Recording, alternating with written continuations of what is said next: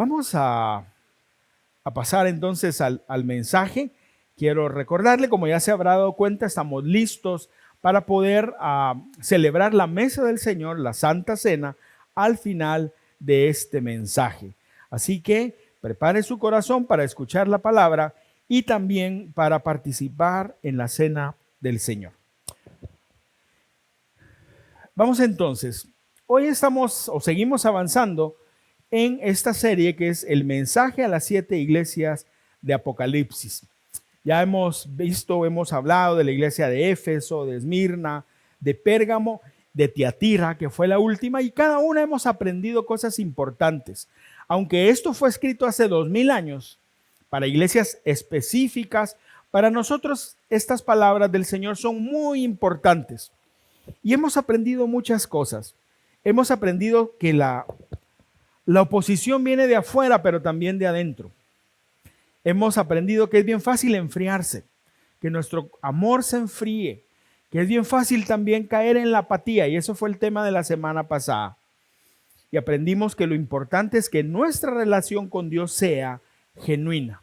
Dentro de estas iglesias, son 7, no es la palabra correcta, pero a la gran mayoría, a 5 de las 7, el Señor les hace un reclamo. Les llama la atención por algo que no está bien. Solo hay 2 iglesias que no les hace ningún reclamo. Ya vimos la primera, que fue Esmirna, y hoy vamos a ver a la obediente, a Filadelfia. Y quiero invitarle que lea conmigo, por favor. Aquí aparece en la pantalla el pasaje central de esta mañana, que es Apocalipsis capítulo 3, versos del 7 al 13. Y dice la Biblia así: escribe al ángel de la iglesia de Filadelfia. Esto dice el santo, el verdadero, el que tiene la llave de David, el que abre y nadie puede cerrar, el que cierra y nadie puede abrir. Conozco tus obras. Mira que delante de ti he dejado abierta una puerta una puerta que nadie puede cerrar. Ya sé que tus fuerzas son pocas, pero has obedecido mi palabra y no has renegado de mi nombre. Voy a hacer que los de la sinagoga de Satanás, esos que se autodenominan judíos y no lo son, porque mienten, vayan a postrarse a tus pies y reconozcan que yo te he amado. Ya que has guardado mi mandato de ser constante, yo por mi parte te guardaré de la hora de prueba que vendrá sobre el mundo entero para poner a prueba a los que viven en la tierra. Vengo pronto. Aférrate a lo que tienes para que nadie te quite la corona. Al que salga vencedor, lo haré columna del templo de mi Dios y ya no saldrá jamás de allí. Sobre él escribiré el nombre de mi Dios y el nombre de la nueva Jerusalén, ciudad de mi Dios, la que baja del cielo de parte de mi Dios. También grabaré sobre él mi nombre nuevo. El que tenga oídos, que oiga lo que el Espíritu dice a las iglesias. Aquí nuevamente vemos básicamente la misma estructura, iniciando con la presentación a qué iglesia se le escribe, y Jesús se identifica, porque siempre es Jesús el que habla, pero Jesús se identifica de diferentes formas. Vimos que en algunos casos se identificó como el que tenía la espada, en otros como el que tenía los pies de bronce, los ojos de fuego, y aquí también se identifica de una manera especial. Y eso nos lleva al primer punto, que es el Señor soberano le habla a su iglesia en Filadelfia. Y leamos el verso 7. Dice: escribe el ángel de la iglesia de Filadelfia. Esto dice el santo, el verdadero, el que tiene la llave de David. Aquí hay algunas frases interesantes. El que abre y nadie puede cerrar, el que cierra y nadie puede abrir. Como hemos aprendido en toda esta serie, las características de cada ciudad se reflejaban en la iglesia. Se reflejaban en la iglesia. Y aquí también pasa. Así que pensemos o hablemos un poquitito acerca de Filadelfia. Filadelfia o Filadelfo quiere decir amor al hermano. Eso quiere decir ese nombre, y tiene una historia que no vamos a entrar ahorita por el asunto del tiempo, pero sí tiene propósito. Yo le invito a que lea e investigue y va a aprender mucho. Ok, lo importante es esto. Filadelfia era la más joven de todas las ciudades. Si se acuerdan, había ciudades como Pérgamo que tenía más de 1000 años, había ciudades que tenían 700 años, pero esta ciudad, Filadelfia, era la más joven. Y la más joven era porque tenía menos de 200 años, o más o menos 200 años, cuando Juan escribió estas palabras. No era una ciudad con tanta historia y tanto desarrollo y tanto prestigio como las otras. De hecho, era la más pequeña, era la que tenía menos habitantes también. Así que podríamos pensar que era una ciudad secundaria que no era tan importante. Sin embargo, esa ciudad estaba en una posición estratégica porque las rutas principales desde Asia, del Oriente, llegaban a donde está Filadelfia, pasaban por ahí. El correo romano, que era el que se encargaba de enviar o de traer y llevar las noticias, pasaba por Filadelfia. Filadelfia era estratégica. No era el tamaño, era la misión que tenía. De hecho, a Filadelfia se le conocía como la Puerta de Oriente. La Puerta de Oriente porque todo lo que iba para Oriente pasaba para allá. Filadelfia fue fundada con un propósito en mente que es importante para lo que Jesús habla. Y es esa ciudad se fundó con el objetivo de llevar el pensamiento griego, el pensamiento helenista, hacia el oriente, hacia los pueblos de oriente, más arriba, donde hoy es Turquía. Entonces, desde ahí irradiaba la cultura griega. Habían hecho tan buen trabajo que para esta época se consideraba que los países de la parte oriental de Asia ya no tenían su propia cultura, sino habían absorbido la cultura griega. O sea, hicieron un gran trabajo. Ahora, también tenían un grave problema, y es que estaban situados en una zona geológica bien inestable. ¿Qué quiere decir eso? Que ahí temblaba.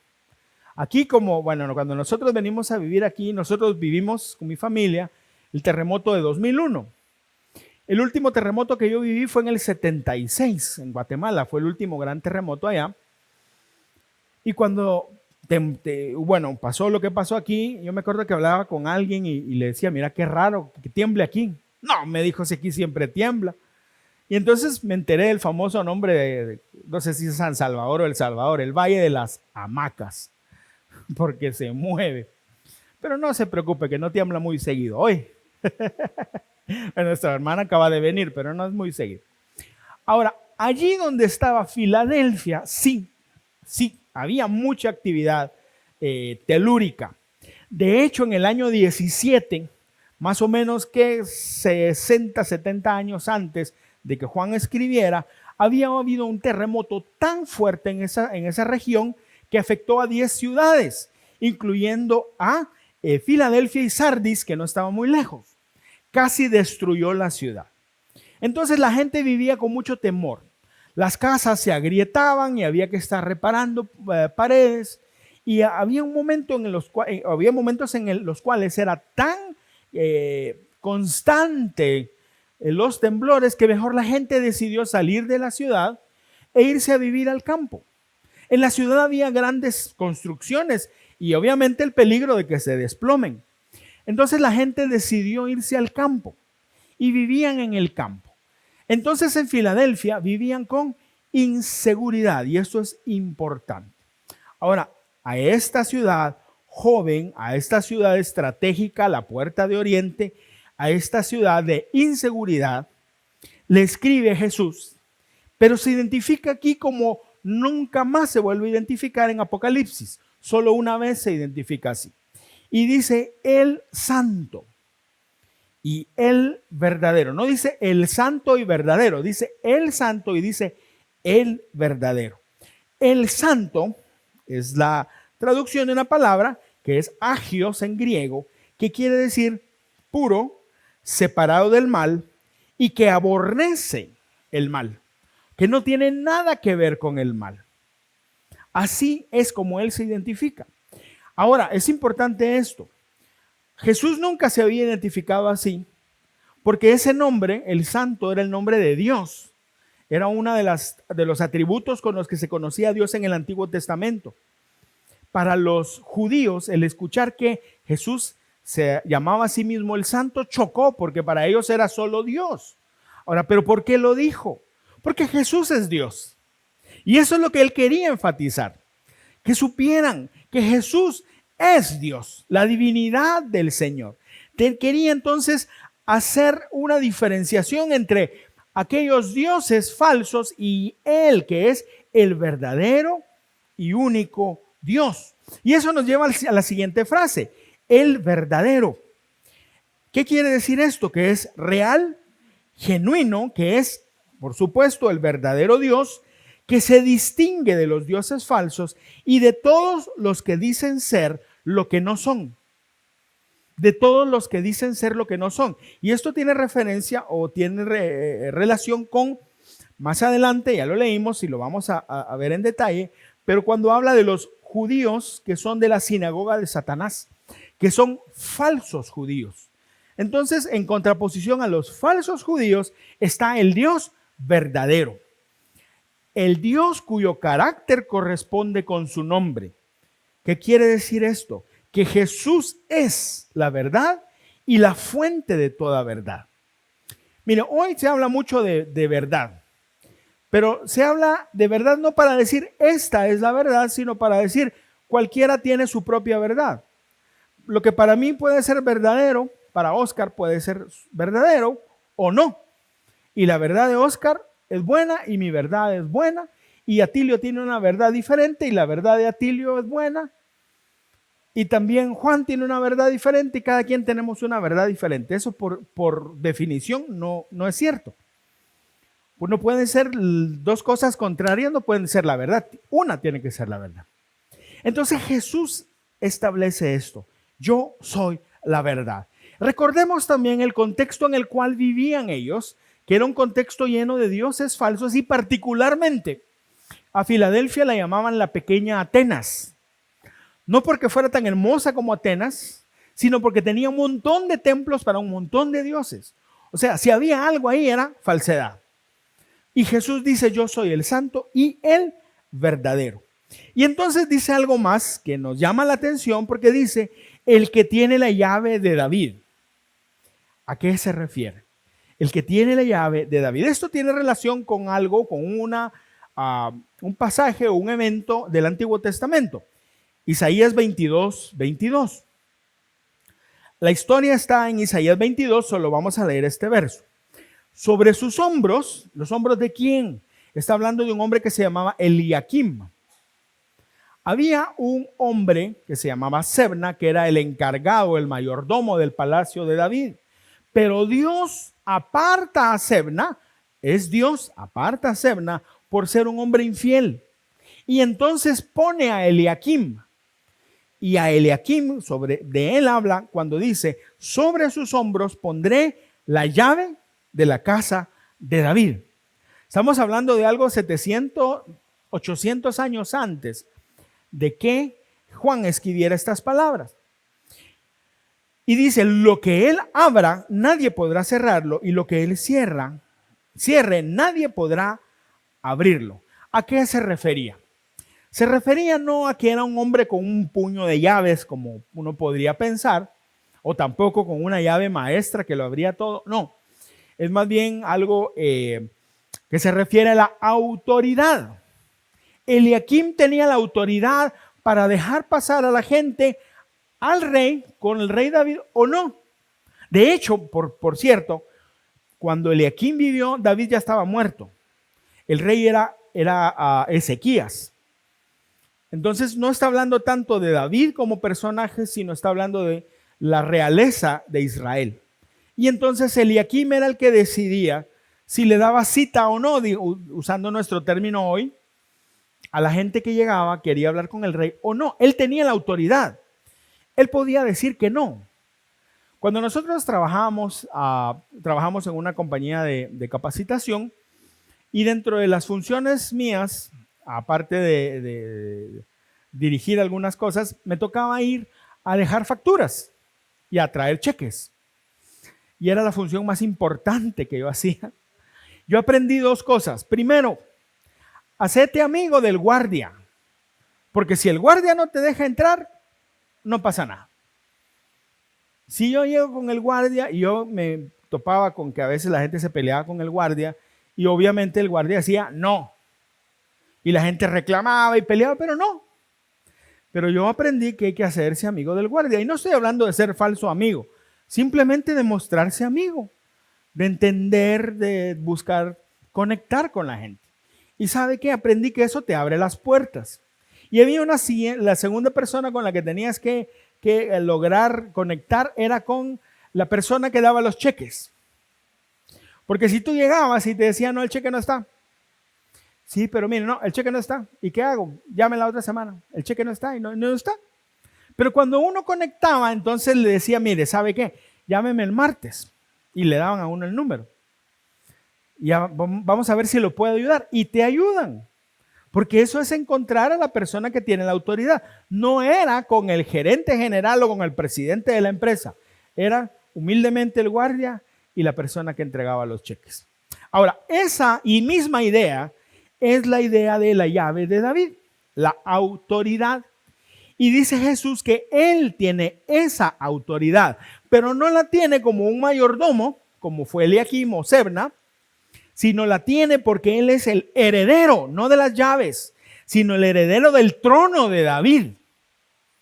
No necesita mayordomo, él es el heredero del trono de David y él es el que tiene la autoridad. Y eso nos dice Isaías 9:6, cuando dice, porque nos ha nacido un niño, se nos ha concedido un hijo, la soberanía reposará sobre sus hombros. Y si se da cuenta, es la misma frase que usa Isaías cuando habla de que sobre sus hombros pondrá, Dios pondrá sobre los hombros de Eliakim las llaves de David. Y Apocalipsis 1:18 dice Jesús, yo soy el que vive, estuve muerto, pero ahora vivo por los siglos de los siglos y tengo las llaves de la muerte y sus dominios. Autoridad.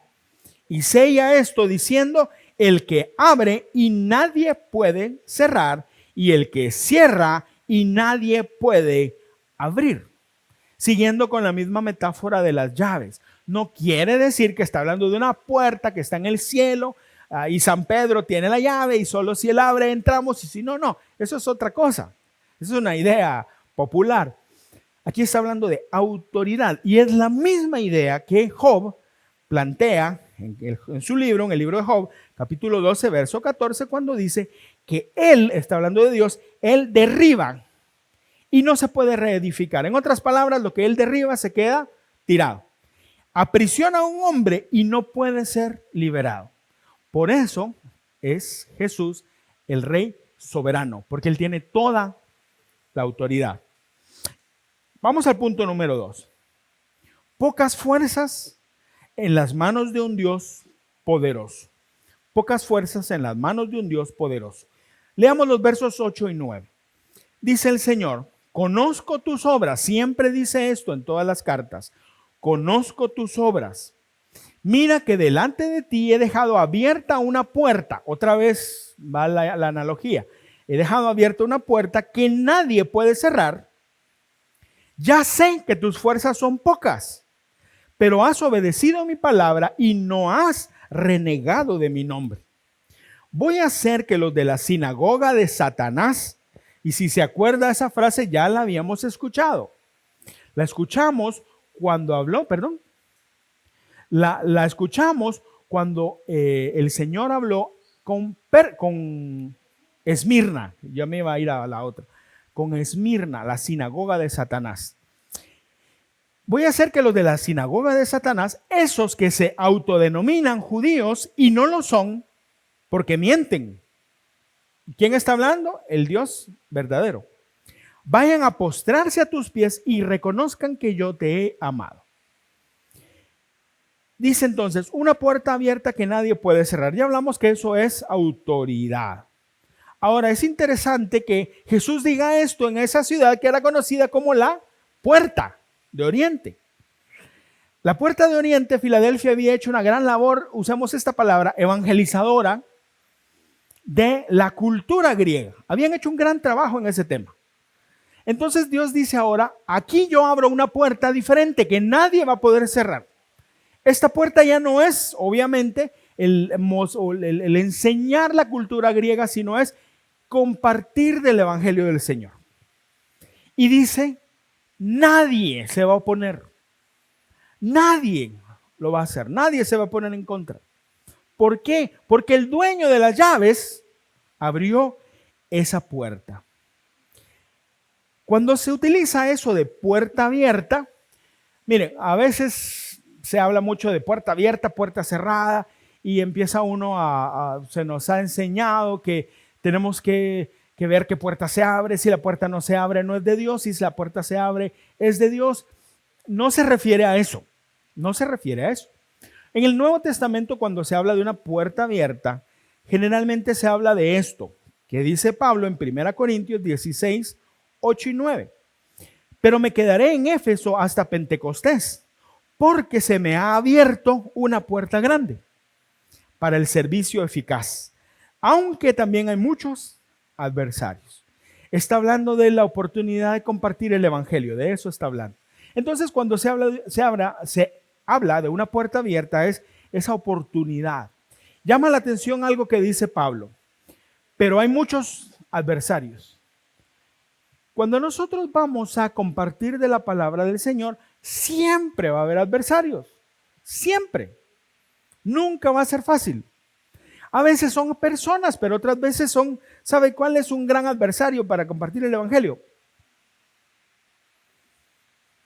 Porque nosotros estamos tan metidos en esto que no compartimos, o cuando viene la gente y nosotros les hablamos y, ajá, sí, contame, decime, ah, sí, ¿verdad? Sí, no, yo creo en Dios.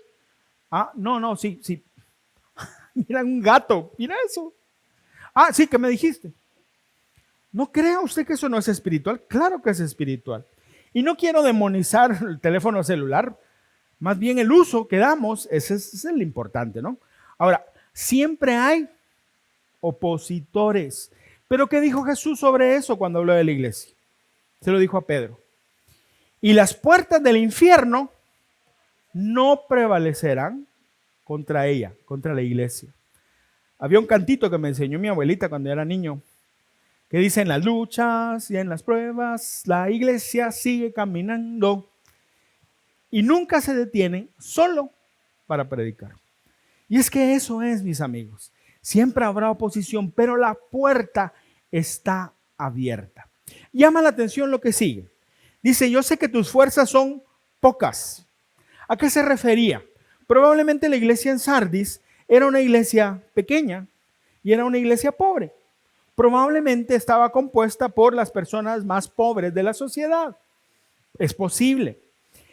O tal vez ellos tenían recursos, pero lo que se acostumbraba es que cuando los acusaban de ser ateos, porque de eso los acusaban por no adorar al emperador, les quitaban sus bienes. Entonces terminaban siendo pobres. Entonces probablemente esta era una iglesia pequeña en número y sin bienes materiales,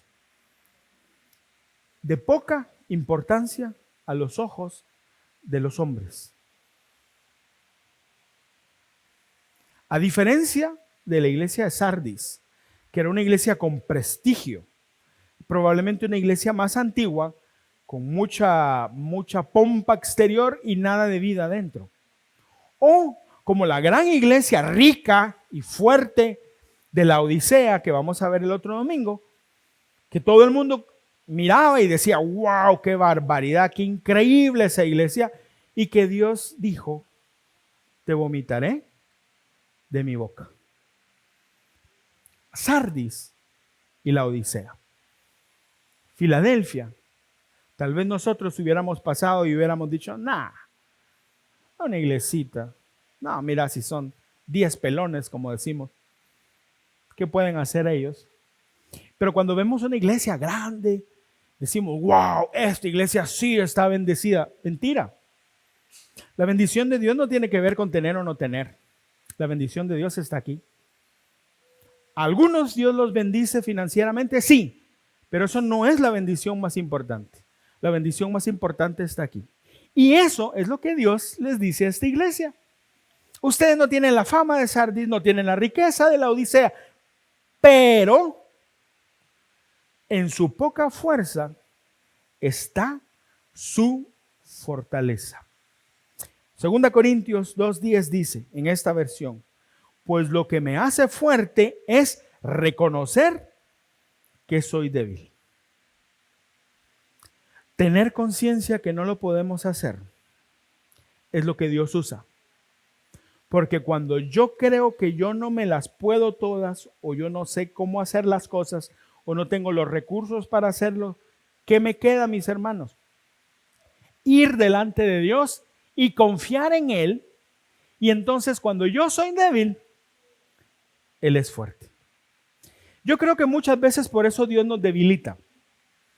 Por eso muchas veces entramos a procesos bien difíciles en nuestra vida, de salud, de finanzas, de relación en la familia, para que entendamos algo: no somos tan fuertes como pensamos. La Biblia en ningún lado nos manda a ser fuertes. La Biblia, cuando dice, sé fuerte, el pasaje de Josué 1:9, sé valiente, esfuérzate y sé valiente. O sea, haz tu mejor esfuerzo y sé valiente. No dice sé fuerte y sé macho y declara un montón de cosas y párate ahí delante de las puertas del infierno y el infierno se va a ir, como se nos enseña hoy. No es cierto. Cuando Jesús le dijo a Pedro: Pedro, el diablo te ha pedido para zarandearte, ¿qué le dijo? Pero yo le he rogado al Padre que tu fe no te falte. No le dijo que te dé fuerzas para que te pares en contra de las fuerzas del enemigo y que les hagas retroceder. No. Que tu fe no te falte. Y eso es algo que tenemos que aprender. En la debilidad, en nuestra debilidad es donde el Señor se muestra. Como lo dice este comentarista Warren Wiersbe, dice: no es el tamaño o la fuerza de una iglesia lo que determina su ministerio, sino fe en el llamado y la orden del Señor. Los mandamientos de Dios son las capacitaciones de Dios. Si Jesucristo nos dio una puerta abierta, entonces Él se encargaría de que pasaran por ella. La puerta está abierta y nadie la va a cerrar. ¿Qué tenés que hacer? Caminar. Es que no tengo fuerzas. No son tus fuerzas, son las mías. Es que no sé cómo, yo sí sé. Es que no tengo recursos, yo los tengo. ¿Qué tenemos que hacer? Y esta es la palabra clave: obedecer. Sigue diciendo el Señor: no tienes fuerzas, pero has obedecido mi palabra y no has renegado de mi nombre. Las escrituras sin duda eran centrales en la iglesia, como tienen que ser centrales en nosotros. Pero mis amigos, nosotros no tenemos que estudiar la Biblia solo para saber. Tenemos que estudiar la Biblia para obedecer. Esa es la clave de todo. ¿Quiere que le vaya bien? Obedezca. ¿Quiere que Dios esté con usted? Obedezca. ¿Quiere que Dios lo bendiga? Obedezca. ¿Por qué? Porque la fuerza del cristiano está sustentada en la obediencia al Señor. Mire, hay gente que se para en un púlpito delante de miles de personas y grita y pone cara de bravo y digo, yo no puedo saber si eso es real o no, pero también yo conocí a una hermana en la iglesia donde nosotros nos criamos, una iglesia bautista. Era una señora, ya era mayor, era una señora que tenía un puesto en el mercado. Ella nunca iba a la iglesia el domingo en la mañana porque trabajaba, pero iba en la tarde. Eran dos realmente, las hermanas de los jugos, no me acuerdo cómo se llama. Esas mujeres eran unas mujeres de oración, pero mire, de verdad, y por años fueron así. Nunca dijeron nada, nunca hicieron nada, nunca se les reconoció, pero estas mujeres siempre estuvieron ahí. Y yo creo que para Dios era más agradable estas hermanitas y no aquel hombre parado delante de miles hablando tonterías. Porque la fuerza no está en nosotros. La fuerza está en el Señor. Miren, hermanos, no saber qué hacer no es malo. No es malo. A veces se nos dice es que usted tiene que saber lo que quiere y entonces ser específico en su oración. No es cierto. A mí me gustaría que me lo digan en la Biblia dónde dice eso. No es cierto. Lo que dice la Biblia es esto. Ninguno se confía en su propia inteligencia. Eso está diciendo. Entonces, si yo ni siquiera sé qué tengo que pedir, ¿cómo lo voy a hacer? Por eso la Biblia dice, Pablo dice, que el Espíritu Santo que nos conoce, nos dirige para que nosotros oremos como debe de ser. Así funciona. Ser débil no es malo. Ser débil nos tiene que mantener siempre buscando aferrarnos al Señor y obedeciendo a su palabra. ¿Por qué nos cuesta ser fieles al Señor? ¿Por qué nos cuesta? Yo creo que son dos cosas. La primera, no conocemos la Biblia. ¿Cómo vamos a ser fieles si ni siquiera conocemos a Dios? No se puede ser fiel a Dios si no sabes qué le agrada a Dios, si no sabes qué debes hacer. Y la segunda tiene que ver con que buscamos nuestra forma de hacerlo. Yo sé lo que hay que hacer. Cuando nació nuestro primer hijo, compramos un regalo de Navidad para él, que realmente era para nosotros porque era una silla para el carro. No las sillas tan coquetas que ustedes tienen hoy, que son súper modernas. Yo creo que hasta con una app las pones, no sé. No, la que nosotros compramos era una silla de hace 28 años. Y yo me acuerdo que el 25 de diciembre, yo me levanté más temprano, y Valesca estaba con el bebé, y yo me fui a poner la silla. Me metí al carro, que era solo de 2 puertas, así que me metí atrás, y lo que había que hacer era conectar, poner la silla y cerrar el cinturón de seguridad, y eso era todo. Entonces dije yo, ¿qué ciencia se necesita para eso? Por cierto, ahí estaban las instrucciones que yo dejé por ahí. Me metí, y cuando iba a cerrar, no llegaba. Y yo jalaba y jalaba, y no llegaba. Entonces ajusté el largo del cinturón y casi llegaba, pero no lograba cerrarlo. Pero es que ¿por qué es tan difícil? ¿Por qué hacen estas cosas tan mal? ¿Por qué no piensan? Y entonces me di cuenta que había una pieza de plástico que estaba de este lado, que no dejaba que el cinturón lograra entrar como tiene que ser. Y entonces yo empecé a jalar la pieza y no, hasta que le metí el dedo, este dedo fue, lo jalé y aquí tenía en la mano el cinturón y con el dedo así hasta que ¡plá! Cerró. Y mi dedo se quedó trabado. Esa pieza era dura y me empezó a cortar y yo miraba como el dedo se me empezaba a poner azul. Y yo trataba de sacar y no podía porque estaba socado como tiene que ser. Y yo, y entonces hice lo que tenía que hacer. Gritar. Vale, vale, vale. El carro estaba afuera, no estaba en la cochera. Perdón. Y entonces, Valesca salió. ¿Qué pasó? ¿Qué pasó? Te mataron, te mordió un perro. ¿Qué pasó? Benil, ¿qué pasó? Trae la tijera. ¿Para qué? Trae la tijera. ¿Qué? La tijera. ¿Por qué trae la tijera? No, sí, así yo hacía.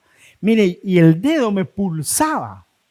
Y lo tenía horrible. Y yo miraba cómo me iba marcando y marcando. Y yo, llega con la tijera. ¿Qué pasó? ¿A quién tengo que matar? ¿Qué pasó? Dámela, le digo yo. Y no podía. Entonces le dije yo, cortá. ¿Qué? Cortá el cinturón. ¿Para qué? Cortá el cinturón. Y vino Valesca, ¡pluc! Cortó el cinturón. Y cuando lo cortó, y entonces yo vi como mi dedo de azul se empezó a poner rojo. Y después rosado. Y me hacía así. Y me quedó una marca en el dedo. Y por supuesto, yo estaba bravo. ¿Cómo se les ocurre a esos ingenieros hacer eso que no sirve, que no se puede poner? Yo estaba enojado. Y tuve que cortar el cinturón y ahora... Y Valesca me hizo la pregunta.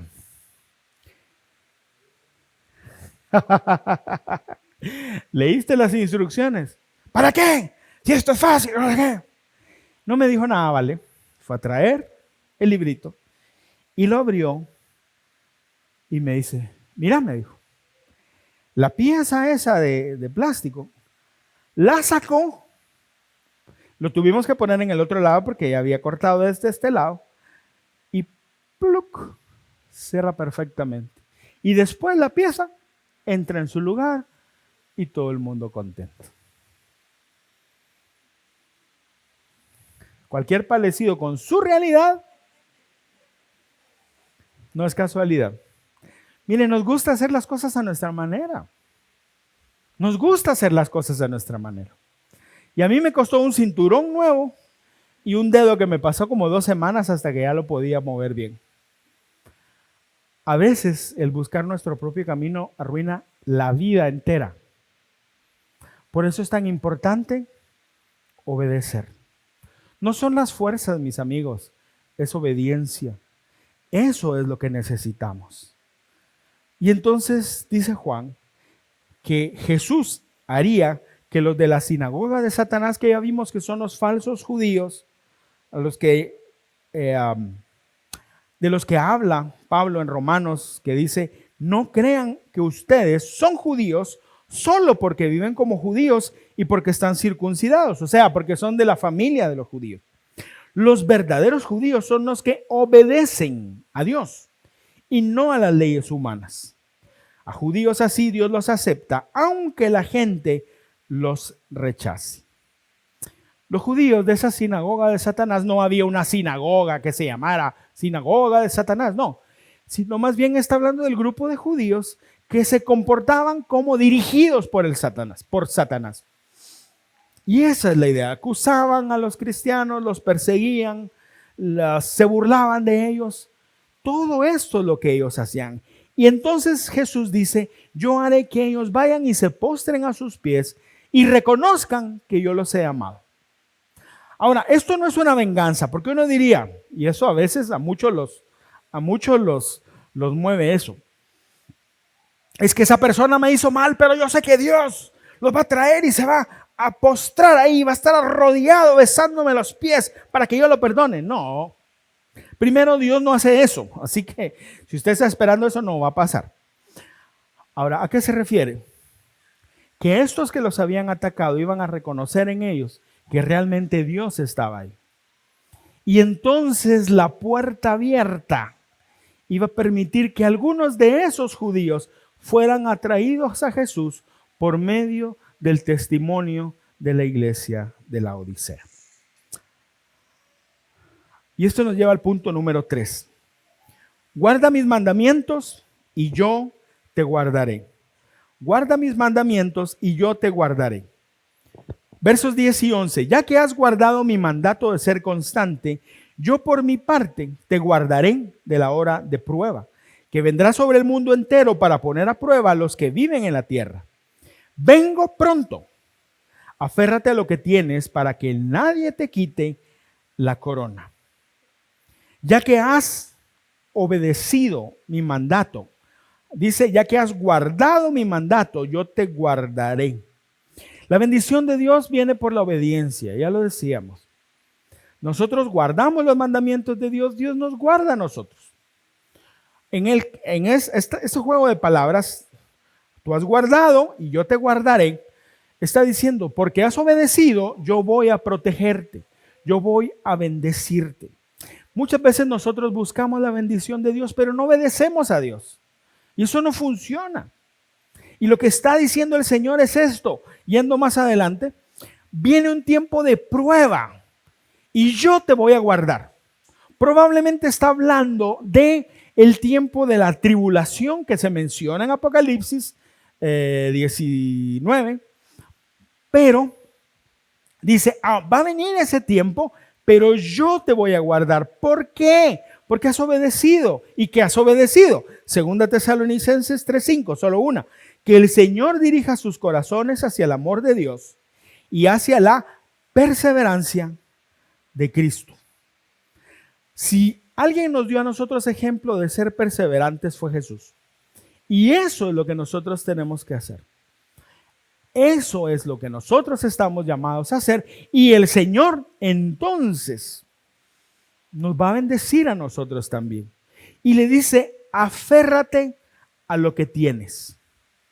Aférrate a lo que tienes. ¿Por qué? Porque yo vengo pronto, dice Jesús. El Señor viene pronto, mis hermanos. El Señor viene pronto. ¿Cuándo? No sé. Pero viene pronto. Él dice eso. Alguien dirá, sí, pero mire, han pasado 2000 años y no ha pasado nada. Sí, pero va a pasar. La venida de Jesús en el Nuevo Testamento tiene que ver con dos cosas. Primero, es una advertencia para aquellos que están así. Por eso hemos visto en las anteriores cartas, vengo pronto, arrepiéntete, arrepiéntete. O sea, va a venir el Señor y va a venir a juzgar, ya no va a venir a abrazar a nadie, ya no va a venir a dar oportunidades, va a venir a juzgar. Por eso la venida del Señor nos tiene que a nosotros impulsar a ser fieles al Señor. Y la segunda razón o el segundo uso de la venida del Señor en el Nuevo Testamento es consolación en las pruebas. Las cosas van a estar muy mal probablemente en tu vida, pero ¿sabes qué? El Señor va a venir y cuando Él venga, todo se acaba. Ya no vas a sufrir, ya no vas a ser perseguido, ya no vas a pasar por esas dificultades. Y para estos hermanos que estaban siendo perseguidos y muertos, esto era una gran fuente de esperanza y debe para nosotros ser una fuente de esperanza. Cuando nosotros vemos el mundo hoy, sinceramente no vemos futuro. Las cosas van de mal a peor y de peor. No sé qué sigue. No se puede decir más peor, pero esa es la idea. Porque ese es el camino del mundo. Entonces diríamos nosotros, no vale la pena vivir. Mejor digamos esto, para mí el vivir es Cristo y el morir es ganancia. Porque cuando Él venga todo va a ser diferente. Y eso es más importante y eso es lo que el Señor dice aquí. Y dice, aférrate a lo que tienes para que nadie te quite la corona. La idea aquí es esta. Cuando las cosas se ponen difíciles, la tentación es hacer lo que todo el mundo hace. Si yo he sido, en mi negocio he sido firme, he sido fiel, he pagado mis impuestos, he hecho las declaraciones correctamente, he sido un buen patrono y las cosas se aprietan, la tentación es, voy a cambiar este 8, lo voy a poner 3 aquí en mi declaración de impuestos y ese 5 que hay en medio de los dos me va a ayudar. O sabes que mejor te voy a dar más trabajo a vos y me voy a quitar a una persona para poder maximizar. Y eso es muchas veces sacrificando a tu gente. Porque es más fácil hacer lo que todo el mundo hace. Es más fácil hacer las trampas que todo el mundo hace. Pero eso no es lo que agrada a Dios. Por eso dice, aférrate a lo que tienes, porque la obediencia nos sostiene, mis hermanos. Y finalmente el punto número 4. Eterna seguridad y comunión para los vencedores. Aquí Juan sigue con la misma metáfora arquitectónica. Ha hablado de llaves y puertas, pero ahora habla de dos cosas más, columnas y templo. Dice al versículo 12, al que salga vencedor, lo haré columna del templo de mi Dios, y ya no saldrá jamás de allí. Sobre él escribiré el nombre de mi Dios y el nombre de la nueva Jerusalén, ciudad de mi Dios, la que baja del cielo de parte de mi Dios. También grabaré sobre él mi nombre nuevo. Y termina, como las otras cartas, el que tenga oídos, que oiga lo que el Espíritu dice a las iglesias. Ahora, para entender esto tenemos que recordar algo. Filadelfia era una ciudad propensa a terremotos. La gente vivía insegura. La gente salía corriendo. La gente vivía mejor afuera de la ciudad y no en la ciudad porque tenían temor. Era inseguro, de repente se caía todo. Por eso Jesús dice, el que salga vencedor, y aprendimos en las otras cartas, que el vencedor no es el fuerte, vencedor no es el que tiene la cara así de bravo, sino vencedor en este caso es el que es obediente y fiel. El que es obediente y fiel, el Señor lo hará columna del templo de mi Dios. Ahora, cuando nosotros hablamos de columna, muchas veces pensamos o usamos esa referencia a una persona. Decimos, no, es que Manuel es la columna de su familia, porque él es el que sostiene a su familia, y eso está bien, es cierto. O podemos decir, Miguel es la columna de su familia. Está bien, pero no está hablando de eso. Lo que está diciendo probablemente tenía que ver con una costumbre que había en esa época, que cuando había un funcionario que había sido fiel por mucho tiempo y se retiraba, entonces se hacía una columna. Por eso en el mundo antiguo había columnas y no había techo, solo columnas. Se hacía una columna y se grababa el nombre de aquel hombre que había sido fiel. Era un reconocimiento a su fidelidad. Lo que está diciendo el Señor aquí es esto. Tú has sufrido, no tenías fuerzas, te han atacado, pero has sido fiel. Nadie te reconoció allá, pero yo te reconozco. Y para mí eres como un hombre que ha terminado la carrera y cuyo nombre está aquí delante de mí porque yo lo conocí y porque yo me agradé de él. De eso está hablando. Cuando hablamos de obediencia, muchas veces nos pasa esto. A veces ser obedientes tiene un alto costo para nosotros. Hay gente que te rechaza, hay gente que te deja, hay gente que te critica. O a veces hay gente que se aprovecha de ti porque tú eres fiel a Dios. Y entonces alguien te dirá, no, pero ¿y para qué vas a hacer eso, hombre? Pagale con la misma moneda. Si te quiere pelear con vos, enseñale quién sos. ¿Y sabe qué? No funciona así. Cuando tú eres fiel, cuando tú eres obediente al Señor, nadie aquí va a reconocerlo, tal vez, pero el Señor sí lo reconoce. Y cuando llegue el momento, Él te va a honrar. Es lo mismo que dice el Salmo 37, cuando dice que Él mostrará a otros mi justicia, no la justicia de Dios.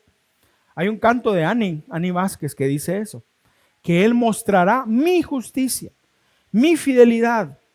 Y es exactamente la misma idea. Pero también algo más. Dice que esa columna no saldrá de allí. Mire, yo nunca he visto que una columna salga del edificio. Bueno, aquí el ingeniero, por supuesto, sabe que eso, la columna no se mueve y se hace para que no se mueva. Entonces, ¿qué está hablando aquí Jesús? Recordemos que la gente en Filadelfia salía huyendo por el temblor. Pero lo que Jesús dice ahora es esto.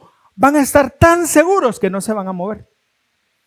¿Cómo quisiéramos nosotros estar tan seguros que no nos moviéramos, verdad? Que todas las cosas realmente estuvieran en su lugar siempre y que todo fuera como tiene que ser. Nosotros seríamos felices y muchas veces esa es nuestra oración y no pasa. Y muchas veces somos de los que sale corriendo. Pero ¿sabes qué? Eso se va a acabar. Porque el Señor te va a poner no solamente reconociéndote por tu fidelidad y obediencia, sino también estarás tan seguro que no tendrás necesidad de moverte. Y a eso se está refiriendo. Y después dice, escribiré el nombre de mi Dios y el de la nueva Jerusalén, ciudad de mi Dios, sobre él. Mire, esta es la misma idea de Éxodo 28. Dice, hablando del sacerdote, del sumo sacerdote, el Señor le da una instrucción y le dice, haz una placa de oro puro y graba en ella a manera de sello consagrado al Señor. Sujétala al turbante con un cordón color azul, de modo que quede fija a este por la parte delantera. Esta placa estará siempre sobre la frente de Aarón. El sumo sacerdote tenía esta placa consagrado al Señor. No era una placa para que él estuviera viendo que él era consagrado al Señor y para donde él fuera, él lo viera. No, era una placa que estaba aquí, para que cualquiera que lo viera él supiera que él era consagrado al Señor. Y aquí hay algo interesante. ¿Se acuerda que se habla más adelante en Apocalipsis de la marca de la bestia? Y la marca de la bestia se va a poner en dos lugares. La mano derecha tiene un simbolismo y en la frente. Porque esto habla de propiedad. Propiedad. Mire, yo puedo decir, yo soy cristiano. Y la gente me dirá, yo no sabía. ¿Por qué? Porque lo que se ve, lo que la gente ve, no demuestra quién soy yo. Pero aquí lo que está diciendo Jesús es, yo doy fe de ellos. Así como en el anterior, en Sardis, dijo, yo voy a reconocer su nombre delante de mi Padre. Aquí es lo mismo. Yo soy su dueño, propiedad. Y tercero, dice que pondrá el nombre de la nueva Jerusalén, la que baja del cielo. Ya no la antigua Jerusalén, la que fue destruida a causa de la infidelidad, sino la nueva Jerusalén, la Jerusalén celestial. Y está hablando de la ciudadanía del creyente. Miren, hermanos, nosotros no somos de este mundo. Nosotros no somos de este mundo, así que no se mate por esas cosas de querer tener riquezas y cosas como esa, porque eso se acaba. Trabaje y si Dios lo bendice, disfrútelo, compártalo y honre a Dios con lo que Dios le dé, por supuesto. Pero no es lo más importante, porque nuestra ciudadanía no está aquí y se va a manifestar en ese momento. Y dice, grabaré sobre él mi nombre nuevo, el nombre de Jesús. El Mesías recibirá un nombre nuevo. Algunos creen que será Kyrios, que en griego quiere decir Señor. Filipenses 2, del 9 al 11 dice, por lo tanto, Dios lo elevó al lugar de máximo honor a Jesús y le dio el nombre que está por encima de todos los demás nombres, para que ante el nombre de Jesús se doble toda rodilla en el cielo y en la tierra y debajo de la tierra, y toda lengua declare que Jesucristo es el Señor, para la gloria de Dios Padre. Y termina diciendo, el que tenga oídos para oír, que oiga lo que el Espíritu dice a las iglesias. Nuevamente, no nos podemos quedar neutrales. Escuchar nos debe de impulsar a obedecer. Si yo escucho y no obedezco, estoy pecando. Eso es lo que está diciendo. Así que, queridos hermanos, ¿qué aprendemos de esta iglesia, de este mensaje? El mensaje central es obediencia. Que en la obediencia a Jesús está la fortaleza del creyente. Si usted no sabe qué hacer, no se preocupe más de la cuenta. Dios sí sabe. Busque y obedezca. Si usted no tiene los medios para hacer lo que necesita hacer, no se preocupe. Busque al Señor y obedezca. Y si usted ya sabe lo que tiene que hacer y no lo hace, con más razón, obedezca. En la obediencia hay bendición. Y eso nos recuerda este momento que tenemos ahora, que es la Santa Cena. La obediencia de Jesús nos trae a nosotros bendición. Quiero pedirle que cierre sus ojos, por favor. Pasen, hermanos, por favor, al frente. Y déjeme orar. Señor, te damos gracias por esta palabra que nos mandas, que nos das a nosotros hoy. Escrita originalmente para una iglesia que nosotros no conocimos, en un pueblo que no conocemos y en un tiempo que no vivimos, pero que es tan real para nosotros hoy. Gracias por esta iglesia obediente, una iglesia pequeña, sin gloria para la gente, sin reconocimiento para los hombres. Una iglesia atacada, una iglesia menospreciada, pero de la cual tú dijiste que tú te agradabas de ella. Tú les diste promesas que no le diste a ninguna otra iglesia. Estabilidad después de la inestabilidad que vivieron en su vida. Pertenencia aun cuando ellos fueron rechazados. También les hablaste de revelación a ellos, del nombre nuevo del Mesías, de la nueva ciudad, la nueva Jerusalén. ¿Por qué? Porque fueron obedientes. Bendito Señor, ayúdanos a tener esto claro, que en la obediencia hay bendición. No necesitamos conocer toda la Biblia por un lado y por el otro. Sí, Debemos conocerla y debemos estudiarla, pero no tenemos que conocerlo todo para obedecer. Ayúdanos a obedecer lo que sí sabemos. Tal vez no es mucho lo que sabemos, pero ayúdanos a obedecerlo. Ayúdanos a hacer las cosas como deben de ser. Ayúdanos a entender que nosotros no somos fuertes. Tal vez algunos de nosotros tenemos experiencia, conocimiento, tenemos recursos, pero ayúdanos a entender que eso no es lo más importante. Porque en un momento todo eso se acaba. En un soplo todo se va. Y lo único que nos queda, a lo cual nos tenemos que aferrar, que fue lo que le dijiste a esta iglesia, es a tu palabra y a obedecer tu palabra. Ayúdanos, Señor, a entender esto. Aquellos que ahora mismo son débiles porque no tienen ni recursos, que no saben qué hacer, yo te pido, bendito Dios, que los fortalezcas y les hables y que ellos se puedan aferrar a ti, que no se suelten por nada, y tú los vas a dirigir porque esa es tu promesa. Oro por aquellos que han sido menospreciados por obedecerte a ti. Tal vez te han dado la espalda, aún tu propia familia te ha dado la espalda. Te han atacado con palabras muy feas.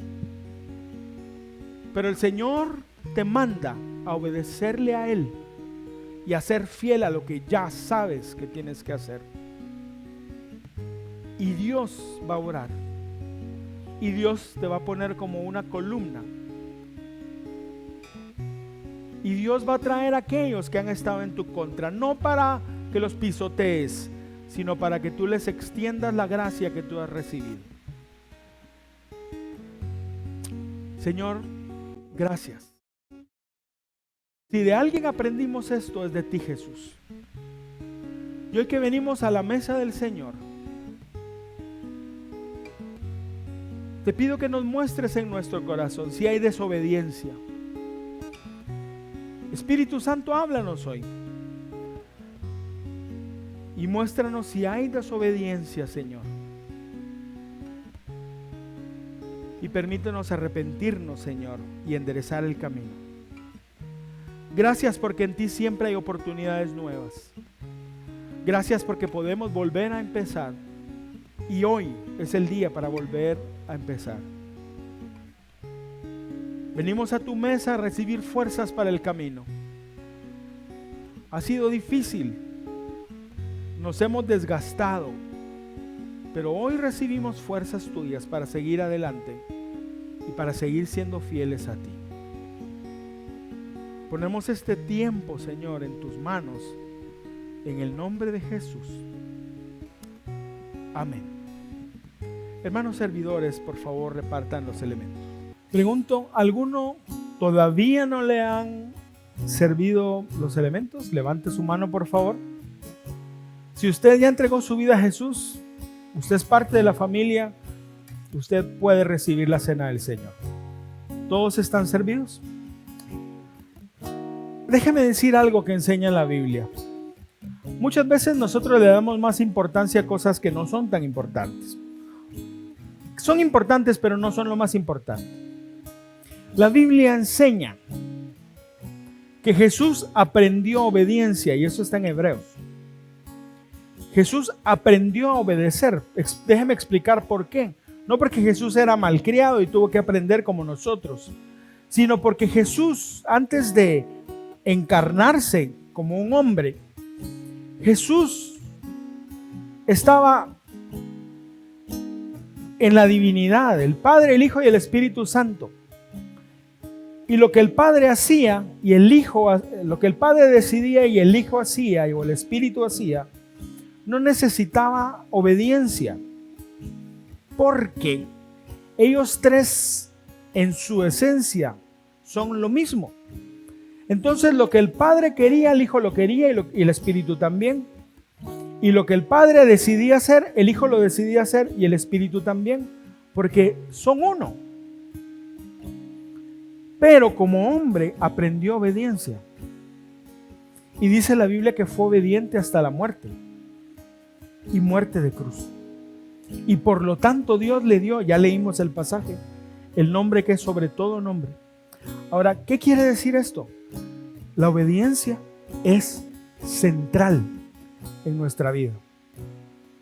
Jesús, antes de ir a la cruz, estando allá en aquel huerto de Getsemaní, le dijo al Señor: Padre, si se puede pasar esta copa. En otras palabras, si puedo evitar pasar por la copa. Está hablando de la copa de la ira de Dios, eso es otra cosa. No es esta copa. Pero si no, que se haga tu voluntad. ¿Qué está diciendo? Estoy dispuesto a obedecer. Amigos, eso es el centro de la vida. No es conocer un montón de profundidades y cosas misteriosas que solo poquitos saben, no. Lo que tú sabes, obedécelo, eso es todo. Y mientras más obedeces, más Dios te habla, y más obedeces y Dios te bendice. Así funciona. Y eso fue, si se puede decir así, el secreto o el centro, la razón del éxito de esta iglesia de Filadelfia. Y es la razón del éxito de nuestra vida. Y Jesús nos dio el mayor ejemplo. Dice la Biblia en 1 Corintios 11:23: yo recibí del Señor, está escribiendo Pablo, lo mismo que les transmití a ustedes, que el Señor Jesús, la noche en que fue traicionado, tomó pan y después de dar gracias lo partió y dijo: esto es mi cuerpo entregado por ustedes, hagan esto en memoria de mí. Hagámoslo, hermanos.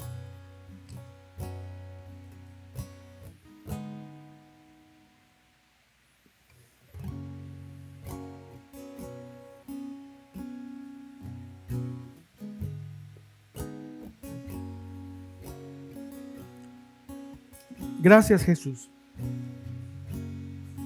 por ser obediente al Padre y entregar tu cuerpo para que nosotros fuéramos salvados. Gracias por enseñarnos a ser obedientes. Recibimos con gratitud ese sacrificio y nos recuerda quiénes somos y a dónde vamos.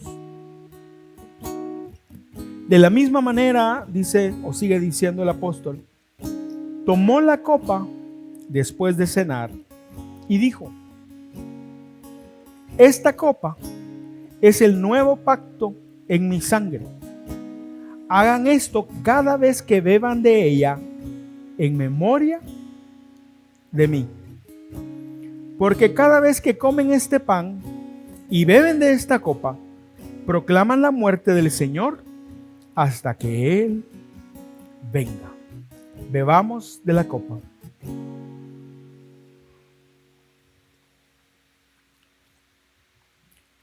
Gracias, Jesús, por tu sacrificio.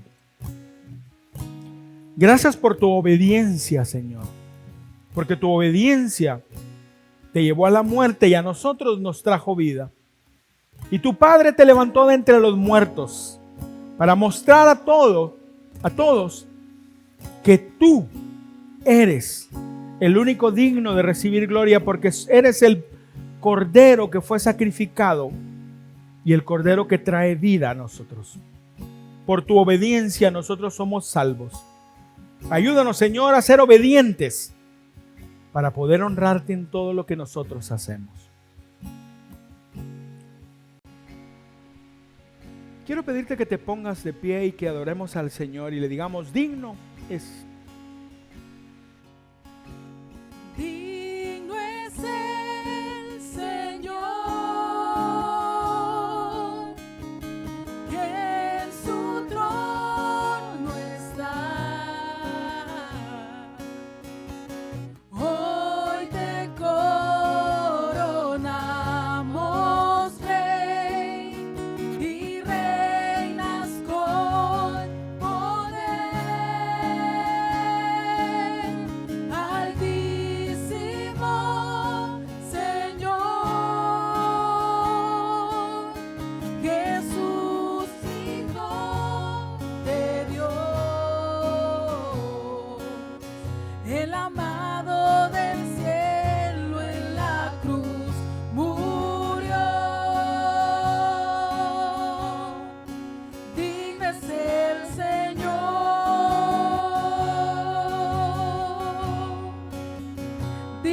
es el Señor.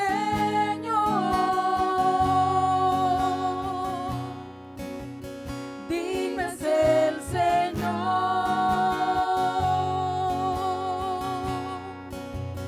Digno es el Señor. Eres digno, nadie más merece toda la gloria. Merece que nosotros te digamos digno. Nadie más merece que nosotros nos postremos y reconozcamos como Señor y Salvador. Solamente tú, Jesús, que con tu obediencia trajiste vida. Gracias, Señor. Te honramos y ayúdanos a honrarte con cada cosa que hagamos. Que nuestra obediencia, Señor, sea fruto fragante o olor fragante para ti. Que podamos nosotros cada paso que damos mostrar quiénes somos y que tú te sientas agradado de tu pueblo y que hables de nosotros como hablaste de esta iglesia, con honor, con orgullo, con felicidad. Señor, no dependemos de nuestra fuerza ni de nuestra capacidad, sino dependemos de ti. Gracias, Jesús. Gracias, Jesús. Estamos listos para cuando vengas o para cuando nosotros lleguemos antes. No sabemos qué va a pasar, pero sí sabemos algo. Estamos listos para encontrarnos contigo. Tenemos seguridad y confianza en nuestro corazón. Gracias, Señor. Bendito Dios, salimos de esta casa llenos, listos para el camino nuevamente, reconfortados, llenos de fortaleza, porque sabemos que tú estás con nosotros. Bendícenos, Señor. Bendice esta semana de trabajo, esta semana de proyectos, Señor. Bendice a nuestras familias. Bendice también las ofrendas que depositamos en los alfolíes, que sean para honrarte a ti, para que tu nombre sea exaltado y adorado por muchas personas. Señor, reconocemos que somos débiles, pero en ti somos fuertes. Y eso te pedimos que nunca se nos olvide. En el nombre de Jesús oramos. Amén y amén. Gloria al Señor. Queridos hermanos, denle un aplauso al Señor. Que Dios le bendiga, que Dios le guarde y adelante, porque el Señor está con nosotros. Nos vemos la próxima semana. Que el Señor les bendiga.